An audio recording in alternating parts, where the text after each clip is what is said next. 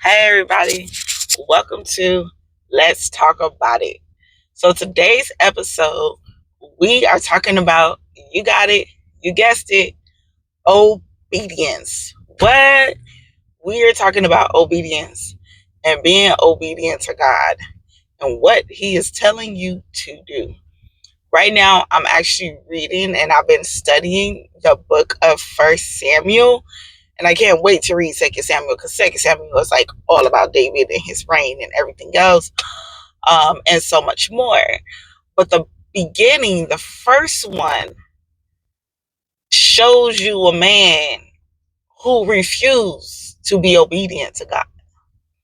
It shows you a man who not only refused to be obedient to God, but he allowed for other people's influence to influence his actions on being disobedient to what God was telling him to do, to the point that he gave so many excuses to why he wasn't obedient to God, that God was just like, I'm so sorry that I even made him.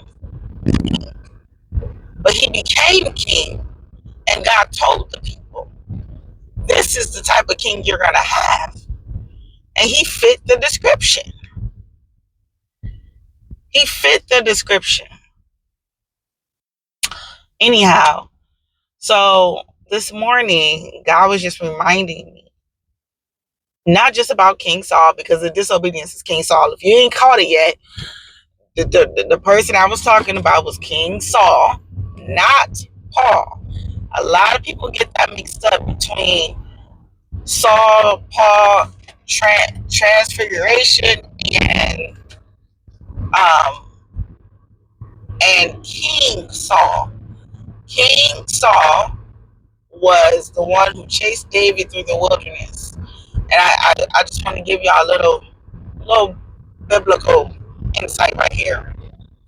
And then Paul, the apostle Paul, whose name was Saul, he was the one who was educated, but he was also the one who was persecuting Christians during the New Testament time.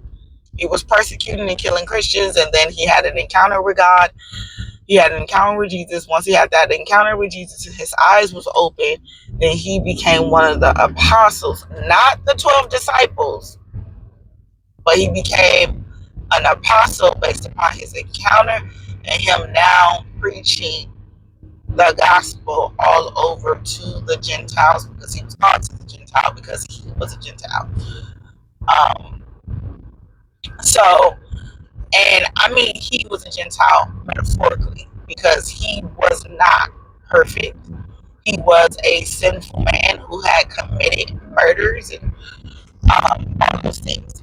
So that's that. That's all I'm touching on. That. Come back 2026 and maybe we'll do a little bit deep diver into biblical insight. But that was that. That's that. That's all I'm gonna say on that. Okay.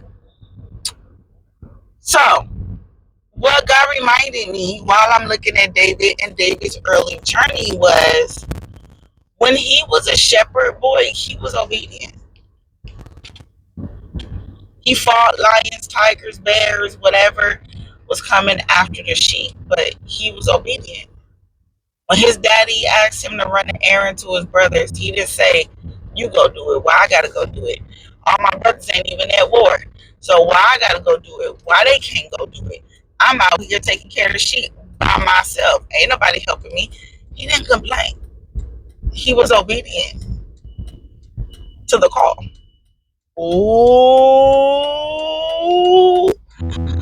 You know that pastor that be like, Michael, that's how I felt right now. Like, ooh, that stung somebody, because I'm going to tell you right now that I felt like that was a pop in my mouth.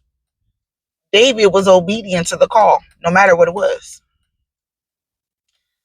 David was obedient to the call, no matter what it was. He didn't even understand why he was anointed to be king.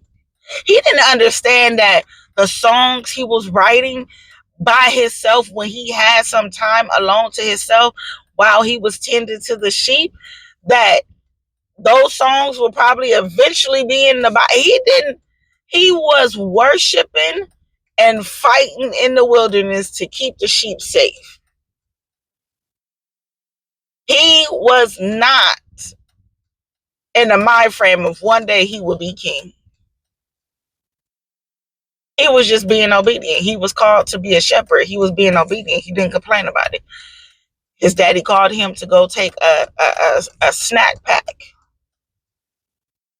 A snack pack to his brothers while they over here hiding from the Philistines or Philistines, excuse me, proper Philistines. And that's what he was doing. He was obedient to the call. When they came and got him to play for King Saul, he didn't say, why he had to come and get me. He didn't say, I don't understand why y'all coming for me. I'm already over here doing this job as a shepherd. It's already a hard job trying to keep the sheep safe because sheep were ignorant. Yet,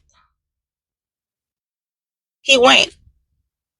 He will go and play for King Saul and then go back home and be a shepherd.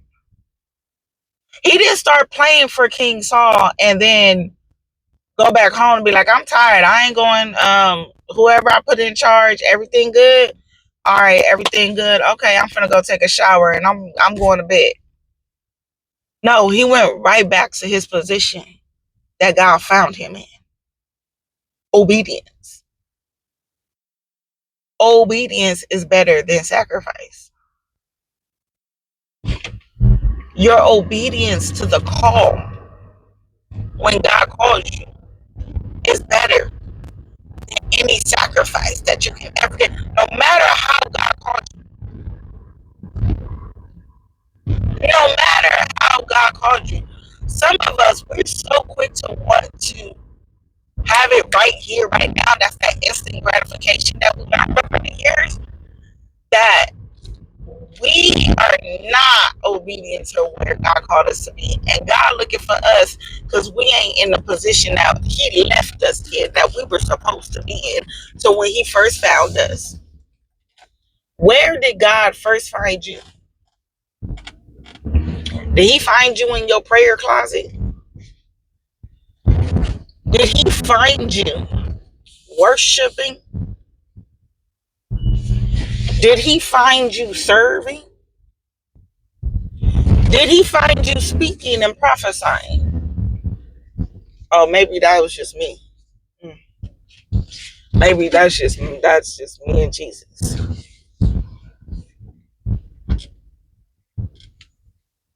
Obedience is better than sacrifice. David's life, including while he was in the wilderness, his life was being developed to live a life, not just a holy life, but an obedient one. Sit on that. Bye.